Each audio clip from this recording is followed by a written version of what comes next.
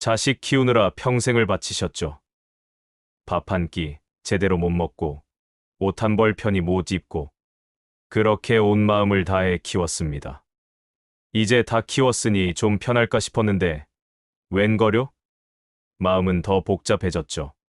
자식들에게 서운한 마음, 섭섭한 감정이 자꾸만 올라옵니다. 어제는 괜찮았는데 오늘은 왠지 모르게 서럽고 답답합니다. 대체 왜 이럴까요? 우리는 자식이 어릴 때 부모와 자식이라는 이름으로 한 몸처럼 살았습니다. 자식이 아프면 내가 대신 아프고 싶었고, 자식이 배고프면 내 목까지 덜어주고 싶었죠. 그렇게 내 삶의 중심에는 늘 자식이 있었습니다. 하지만 자식이 성장하고 각자의 삶을 살기 시작하면서 그 한 몸이었던 관계에 조금씩 틈이 생기기 시작합니다. 그 틈이 익숙하지 않고 때로는 불안하게 느껴집니다. 자식들은 이제 자기만의 생각과 방식이 생겼습니다. 우리 부모님 세대와는 많이 다르죠. 왜 저렇게 행동할까? 어떻게 저런 말을 할 수 있지? 라는 생각이 들 때가 많을 겁니다. 자식의 말 한마디에 가슴이 철렁하고 자식의 행동 하나에 깊은 한숨을 쉽니다. 자식들은 바쁘다는 핑계로 연락도 잘 안 합니다. 가끔 오는 전화는 용돈 때문인 것 같아 마음이 아픕니다. 그래도 우리는 계속해서 자식을 먼저 생각합니다. 내 자식이라는 이름으로 늘 자식의 행복을 바랍니다. 하지만 그 마음이 때로는 상처로 돌아오기도 합니다. 왜냐하면 우리는 부모라는 이름으로 너무 많은 것을 짊어지려 하기 때문이죠. 부모니까 이 정도는 이해해야지, 부모니까 다 참아야지 하고요. 이제 그 짐을 조금 내려놓아도 됩니다. 자식과의 관계는 이제 새로운 막을 시작해야 할 때입니다. 더 이상 일방적으로 주기만 하는 관계가 아니라 서로의 마음을 보듬고 서로의 삶을 존중하는 관계로 말이죠. 자식에게 섭섭한 마음이 드는 건 당연한 일입니다. 그 감정을 억누르지 마세요. 섭섭함을 이해하고 현명하게 다루는 법을 배워야 합니다. 이제 우리는 자식에게 잘하는 법을 가르치는 게 아니라 나 자신을 사랑하는 법을 보여줘야 합니다. 자식에게 잘해주는 것보다 내 삶을 풍요롭게 가꾸는 것이 자식과의 관계를 더 건강하게 만드는 길입니다. 이 여정은 혼자 걷는 길이 아닙니다. 이 길을 함께 걸어가며 마음은 가까이, 거리는 적당히 두는 법을 배우게 될 겁니다. 자식과의 관계가 힘들게 느껴지는 당신에게 이 이야기가 작은 위로와 희망이 되기를 바랍니다. 무심한 말과 태도, 존중이 사라진 자리. 무심한 말과 행동은 우리 마음을 찌르는 칼날이 됩니다. 김정자 씨는 아들 성호가 며칠 만에 집에 오기로 한 날 아침부터 들떠 있었습니다. 아들이 좋아하는 김치찌개를 끓이고 갓 지은 쌀밥에 따뜻한 두부도 부쳤습니다. 정성껏 차려놓은 밥상 앞에 앉은 성호는 스마트폰만 들여다보며 건성으로 밥을 먹었습니다. 정자 씨는 밥을 먹는 내내 아들에게 이런저런 이야기를 건넸습니다. 옆집 순이 아들이 이번에 결혼한대. 우리 집 앞 나무에 감이 벌써 익었더라. 같은 사소한 이야기였죠. 하지만 성호는 계속해서 스마트폰만 보며 네, 네 하고 대답할 뿐이었습니다. 정자 씨는 점차 목소리가 작아졌고 결국 침묵했습니다. 식사를 마치고 성호는 엄마, 나 바빠서 금방 가봐야 해라며 자리에서 일어났습니다. 정자 씨는 텅 빈 밥상을 보며 한참을 서 있었습니다. 힘들게 차린 밥상도, 들떠 있던 마음도 아들의 무관심한 태도 앞에 산산조각 난 느낌이었습니다. 아들이 집에 오면 늘 행복할 줄 알았는데 오히려 더 외롭고 공허해졌습니다.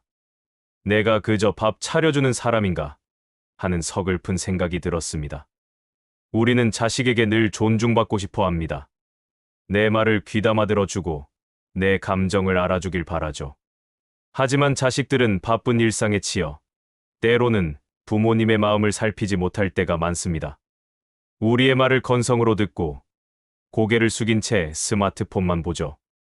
이런 무심한 태도는 나라는 존재가 무시당하는 기분을 들게 합니다.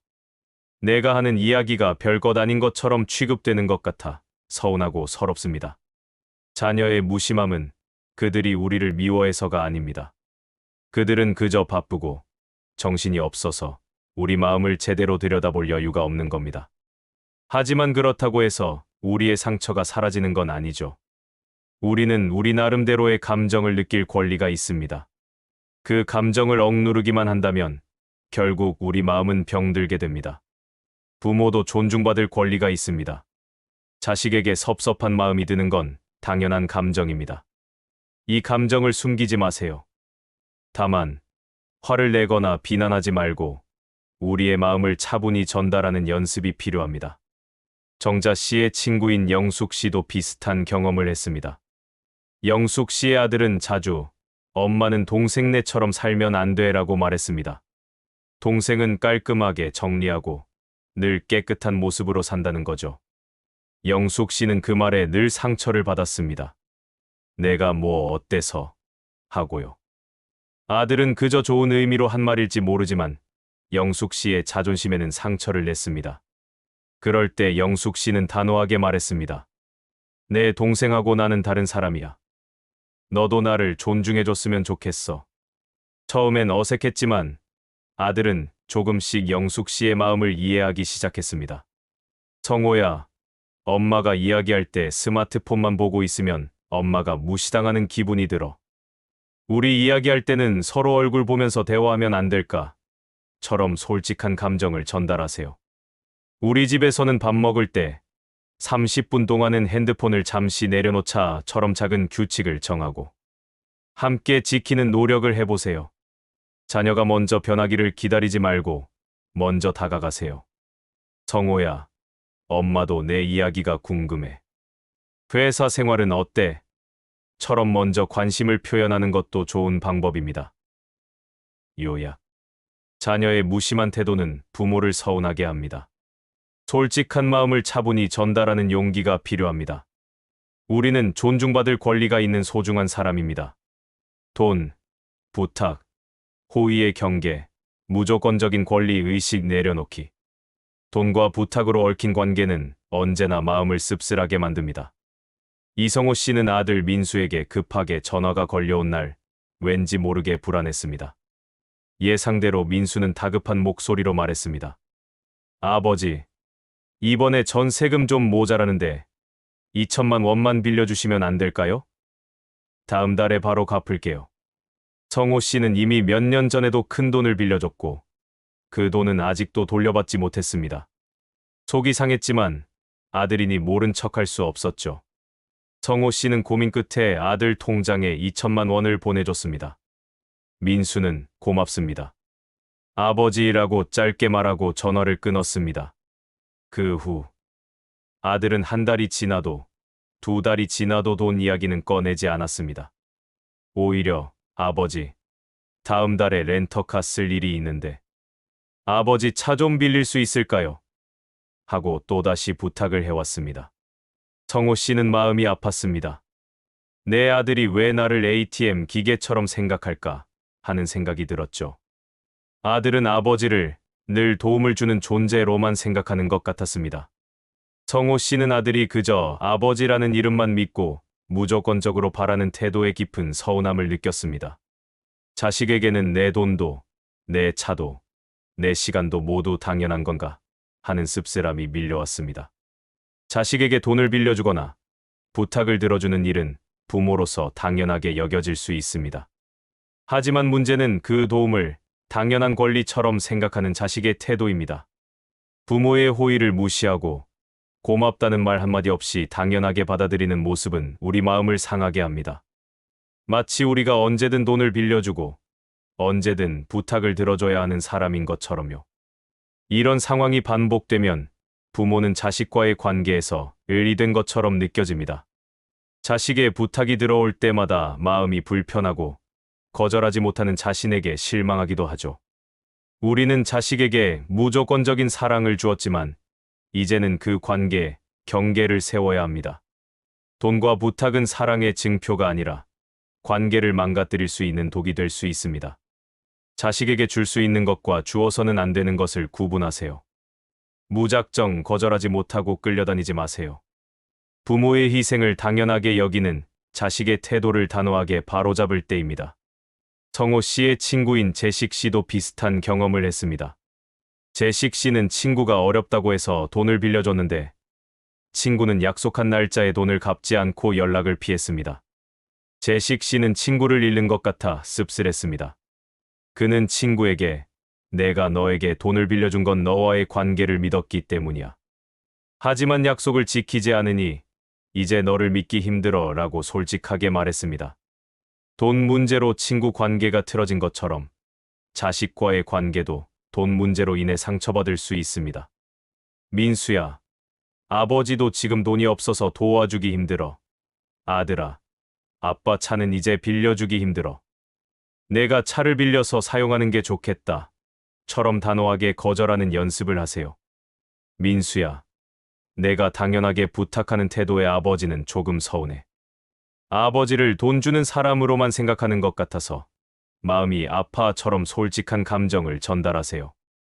무작정 거절만 하지 말고 아버지가 도와줄 수는 없지만 은행에서 대출 상담을 받아보는 건 어떠니? 처럼 다른 방법을 함께 찾아보도록 도와주세요. 요약. 돈과 부탁은 자식과의 관계를 상하게 합니다. 자식에게 아니오라고 말할 수 있는 용기가 필요합니다. 부모의 호의가 당연한 권리가 아님을 가르쳐 주세요. 추억과 새로운 공동활동 만들기, 함께 만드는 행복한 미래. 함께하는 시간은 관계의 소중한 밑거름이 됩니다. 박미선 씨는 딸 지영이에게 우리 오랜만에 같이 영화 보러 갈래? 라고 물었습니다. 지영이는 엄마, 이번 주말에 약속 있어서 안 될 것 같아 라고 대답했습니다. 미선 씨는 그래? 그럼 다음에 보면 되지 뭐라고 쿨하게 말했지만 사실 마음은 조금 서운했습니다. 다음에도 그 다음에도 딸은 늘 바빴습니다. 친구들과는 자주 만나면서 엄마와는 시간을 내주지 않는 딸의 모습에 미선 씨는 점점 외톨이가 된 느낌이었습니다. 어느 날 미선 씨는 용기를 내어 딸에게 말했습니다. 지영아, 엄마는 내가 바쁜 거 알지만 엄마랑 같이 있는 시간이 좀 줄어드는 것 같아서 서운해. 우리 예전처럼 같이 영화도 보고 밥도 먹고 싶어. 딸은 미안한 표정으로 말했습니다. 엄마, 미안해. 내가 너무 내 생각만 했나 봐. 그럼 다음 주에 우리 같이 뮤지컬 보러 갈까? 엄마가 좋아하는 거로 예약할게.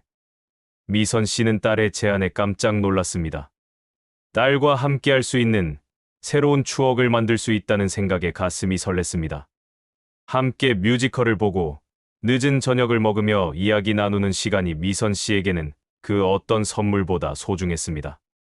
딸과 함께 웃고 이야기를 나누는 동안 미선 씨는 다시금 딸과의 관계가 가까워졌음을 느꼈습니다. 자식과의 관계가 멀어졌다고 느낄 때 우리는 흔히 옛날에는 안 그랬는데 하고 과거만 회상합니다. 하지만 과거의 추억에만 머물러서는 관계가 발전할 수 없습니다. 이제는 자식과 함께 새로운 추억을 만들어야 합니다. 단순히 밥을 먹는 것보다 함께 요리를 배우거나 좋아하는 그림을 그리거나 새로운 여행지를 함께 방문하는 등 공동의 활동을 찾아보세요. 함께 무언가를 한다는 것은 단순히 시간을 보내는 것을 넘어 서로의 마음을 공유하는 소중한 경험이 됩니다. 자식의 취미를 알아보고 그들의 관심사에 귀 기울여 보세요. 그렇게 함께하는 시간을 통해 우리는 다시금 소중한 가족이라는 유대감을 느낄 수 있습니다. 자식들은 이제 우리와 다른 삶의 속도를 가지고 있지만 함께할 수 있는 공통의 관심사를 찾으면 관계는 다시금 활력을 얻게 됩니다. 함께하는 시간은 사랑을 쌓는 시간입니다. 자식과의 관계가 멀게 느껴진다면 과거의 추억을 이야기하기보다는 새로운 추억을 만들어 보세요. 미선 씨의 친구인 혜진 씨는 아들과 함께 주말마다 유기견 보호소에서 자원봉사를 합니다. 처음에는 엄마, 그런 거 귀찮은데 하고 투덜대던 아들도 시간이 지나면서 강아지들을 돌보는 일에 재미를 붙였습니다. 혜진 씨는 아들과 함께 땀 흘리며 봉사하는 시간을 통해 평소에는 나누지 못했던 깊은 대화를 나눌 수 있었습니다. 그들은 봉사활동을 통해 서로를 더 깊이 이해하게 되었고 관계도 더욱 돈독해졌습니다. 우리 같이 주말에 등산 갈까? 엄마랑 같이 요리 교실. 한번 가볼래? 처럼 자녀와 함께할 수 있는 취미나 활동을 찾아보세요. 거창한 여행이나 활동이 아니어도 괜찮습니다. 우리 같이 산책할까? 오늘 저녁은 같이 요리하자처럼 일상 속에서 작은 활동부터 시작하세요. 자녀가 좋아하는 것을 함께 해보세요. 자녀가 관심 있는 영화, 좋아하는 음악, 즐겨보는 유튜브 채널을 함께 보며 대화를 나누는 것도 좋은 방법입니다. 요약. 과거 추억에만 머물지 않고 새로운 활동을 만드세요. 자녀와 함께 무언가를 하는 시간을 통해 관계를 쌓아가세요. 서로의 관심사를 존중하고 함께 즐기는 것이 중요합니다. 약속 취소와 돌봄 문제, 신뢰를 회복하는 방법. 잦은 약속 취소와 돌봄 문제는 관계의 신뢰를 무너뜨립니다. 최은희 씨는 며칠 전부터 손주들을 만날 생각에 들떠 있었습니다. 딸이, 엄마, 이번 주말에 애들 좀 봐주세요. 하고 부탁했거든요. 은희 씨는 손주들이 좋아하는 장난감도 사고 맛있는 간식도 잔뜩 사놓았습니다. 그런데 주말 아침 딸에게서 전화가 왔습니다. 엄마, 미안한데 오늘 약속이 갑자기 생겨서 애들 못 데려갈 것 같아. 미안해. 은희 씨는 순간 가슴이 철렁했습니다. 딸은 미안하다고 했지만 그 말투에는 아무렇지 않은 듯한 느낌이었습니다. 은희 씨는 미리 잡혀있던 친구와의 약속도 취소하고 손주들을 위해 온종일 준비했는데 딸은 너무나 쉽게 약속을 취소했습니다. 은희 씨는 알았어. 다음에 보자. 하고 전화를 끊었지만 마음속에는 깊은 서운함이 남았습니다. 내가 이렇게 만만한가? 내 시간은 중요하지 않은 건가? 하는 생각에 눈물이 핑 돌았습니다. 며칠 뒤 딸은 아무 일도 없었다는 듯이 엄마, 우리 지난번에 못 만난 거 다음 주에 보자 하고 말했습니다. 은희 씨는 그 말에 화가 났습니다. 딸의 무심한 태도와 약속을 너무 쉽게 여기는 모습이 은희 씨를 더욱 서운하게 만들었습니다. 이젠 더 이상 딸을 믿기 힘들어라는 생각마저 들었습니다. 자식의 잦은 약속 취소는 우리에게 신뢰의 문제를 남깁니다. 나와의 약속은 별것 아닌가? 라는 생각이 들고 우리 스스로가 무시당하는 듯한 기분을 느끼게 합니다. 특히 손주 돌봄처럼 우리가 많은 시간과 노력을 투자해야 하는 일이라면 더욱 큰 상처로 다가옵니다. 자식들은 바쁘다는 이유로 미안하다는 말 한마디로 우리의 희생을 당연하게 생각할 수 있습니다. 하지만 우리는 자식의 편애를 위해 존재하는 존재가 아닙니다. 우리의 시간과 계획도 존중받아야 합니다. 약속은 한 사람과의 관계를 지키는 중요한 약속입니다. 이 약속이 계속해서 깨지면 결국 관계에 금이 가고 신뢰가 무너지게 됩니다. 자식에게 우리의 중요성과 우리의 시간을 존중해야 한다는 것을 가르쳐 줄 필요가 있습니다. 나의 시간을 존중해달라고 말하세요. 자식의 잦은 약속 취소에 무조건 괜찮아라고 말하지 마세요. 당신의 감정을 솔직하게 표현하고 당신의 시간을 소중하게 여기는 모습을 보여주세요. 은희 씨의 친구인 정미 씨는 친구의 결혼식에 늦게 도착했습니다. 친구는 내가 얼마나 기다렸는지 알아. 내가 늦을까봐 얼마나 마음 졸였는지 몰라라고 말했습니다. 정미 씨는 미안하다고 했지만 친구는 미안하다는 말만 하지 말고 다음부터는 시간 약속을 좀 지켜줘. 내가 늦는 바람에 내 마음이 얼마나 불편했는지 알아? 라고 솔직하게 말했습니다. 그 말에 정미 씨는 자신의 행동이 친구에게 큰 상처를 주었음을 깨달았습니다. 자식과의 관계에서도 마찬가지입니다. 우리의 감정을 솔직하게 전달해야 자식들도 우리의 마음을 이해할 수 있습니다. 지영아, 내가 약속을 취소하니까 엄마는 마음이 많이 서운해. 엄마도 너를 만날 생각에 많은 것을 준비했는데 내가 너무 쉽게 약속을 취소하는 것 같아. 처럼 솔직한 감정을 전달하세요. 우리 함께 정한 약속이었는데 이렇게 취소되니 다음 약속을 잡을 때도 믿음이 가지 않아처럼 우리라는 공동의 계획이었음을 강조하세요. 다음에 애들 돌봐달라고 할 때는 며칠 전에 미리 말해주면 좋겠어. 앞으로는 급하게 부탁하는 일은 없도록 했으면 좋겠다. 처럼 구체적인 행동을 요구하고 경계를 설정하세요. 요약. 자녀의 잦은 약속 취소는 부모를 서운하게 합니다. 자녀에게 당신의 시간과 계획이 소중함을 알려주세요. 단호하게 감정을 표현하고 구체적인 대안을 제시해야 합니다. 디지털 소통의 어려움, 단톡 오해와 알림 피로. 디지털 소통의 장벽은 마음의 거리를 더욱 멀게 만듭니다. 김영숙 씨는 며칠 전부터 딸 지은이가 보낸 단톡 메시지 때문에 마음이 불편했습니다.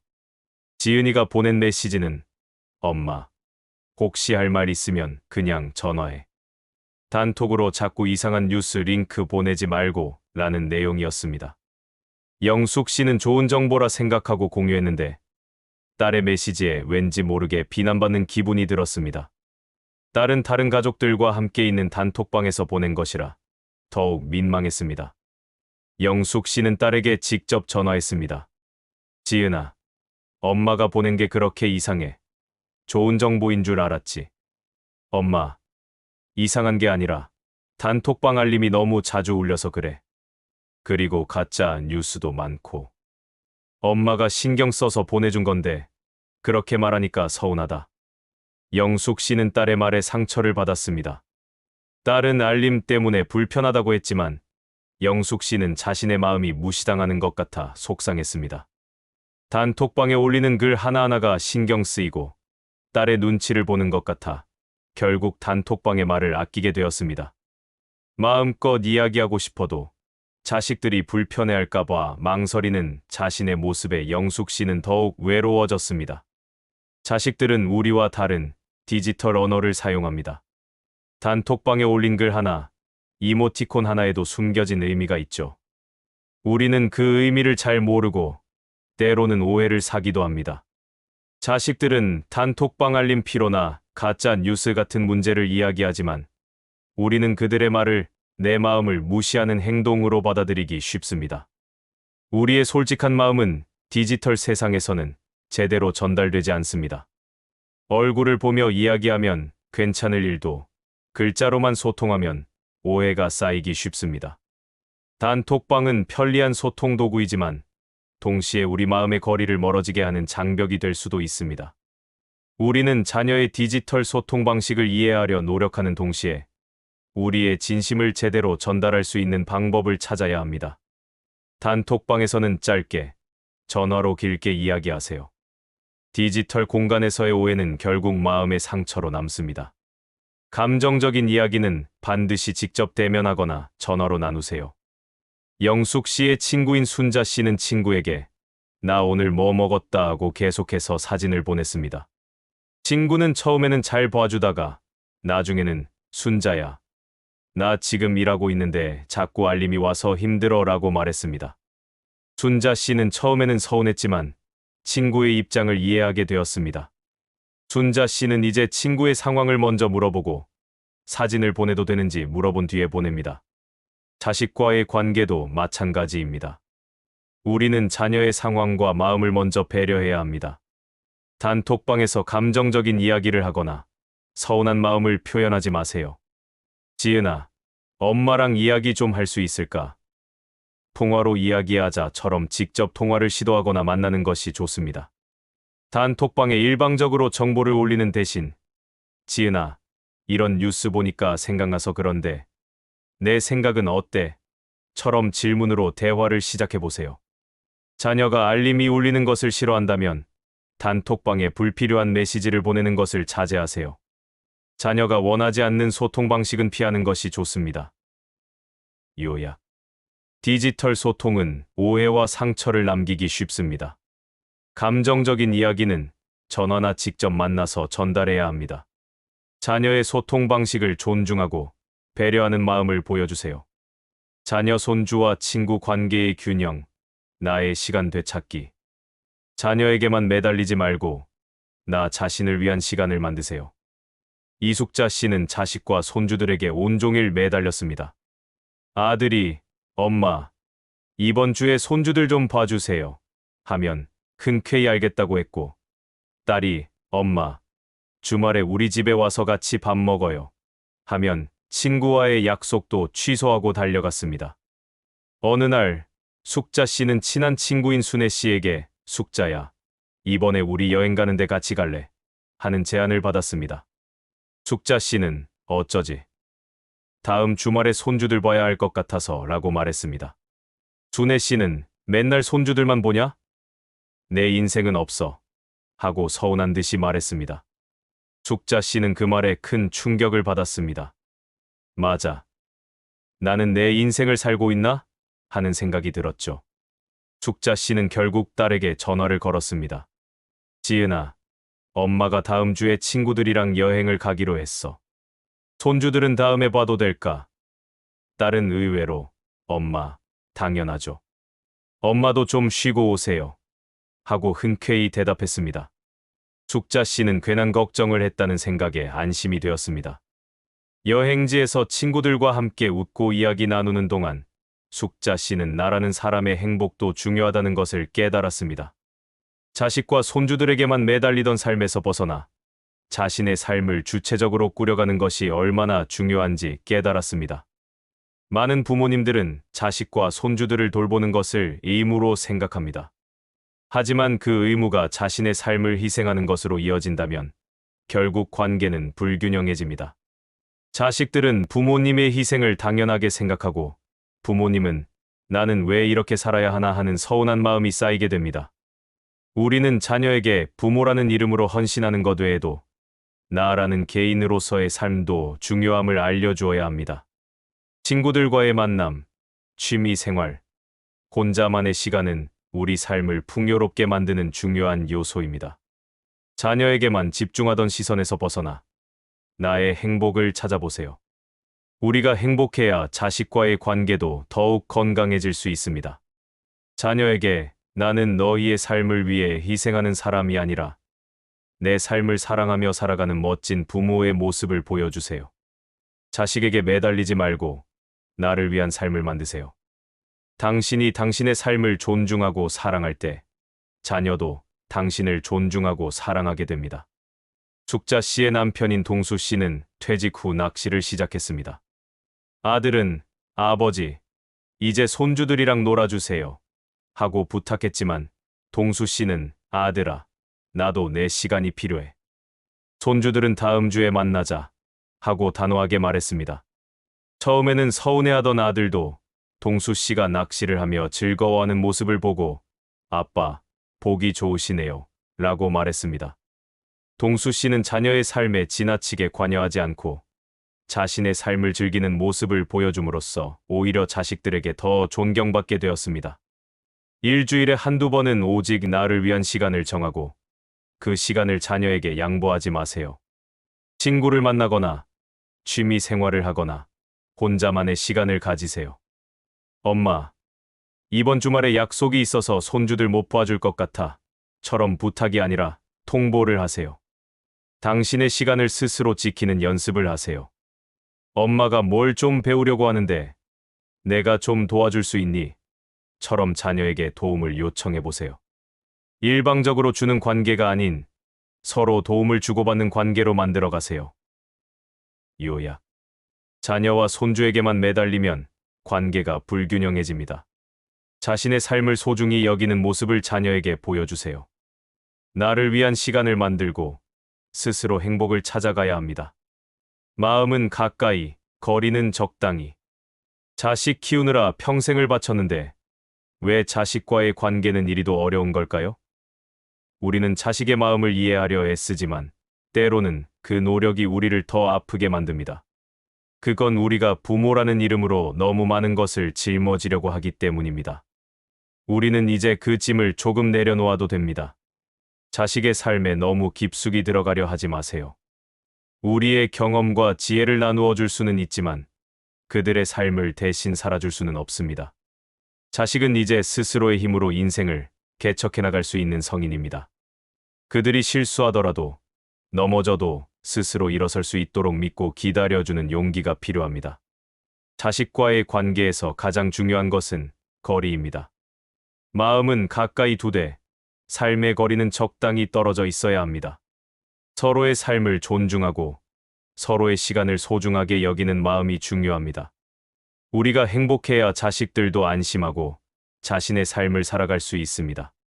우리가 자식에게 부모라는 이름으로 해줄 수 있는 가장 큰 선물은 내 삶을 사랑하며 행복하게 사는 모습을 보여주는 것입니다. 자식의 성공이나 행복이 아니라 우리의 행복이 먼저여야 합니다. 우리가 행복해야 자식들도 우리의 행복을 응원하고 우리를 존경하게 됩니다. 자식에게 섭섭한 마음이 들 때 내가 왜 이렇게 서운하지? 하고 나 자신에게 물어보세요. 그 서운함을 억누르지 말고 솔직하게 자식에게 전달하되 감정적인 비난이 아닌 나의 마음을 이야기하세요. 자식과의 관계는 이제 함께 걸어가는 동반자의 관계가 되어야 합니다. 서로의 삶을 응원하고 필요할 때 기꺼이 도와주되 서로의 영역을 침범하지 않는 관계. 그 관계가 바로 행복한 부모와 자식의 모습입니다. 이제 우리도 우리의 삶을 되찾고 진짜 나의 행복을 찾아 나설 시간입니다. 당신의 남은 인생이 자식 때문에 아프지 않고 온전히 당신의 행복으로 가득 차기를 바랍니다. 당신은 충분히 사랑받을 자격이 있습니다. 그리고 그 사랑은 당신 자신에게서 시작되어야 합니다. 여러분들의 구독과 좋아요는 다음 영상을 제작하는 데 큰 힘이 됩니다. 감사합니다.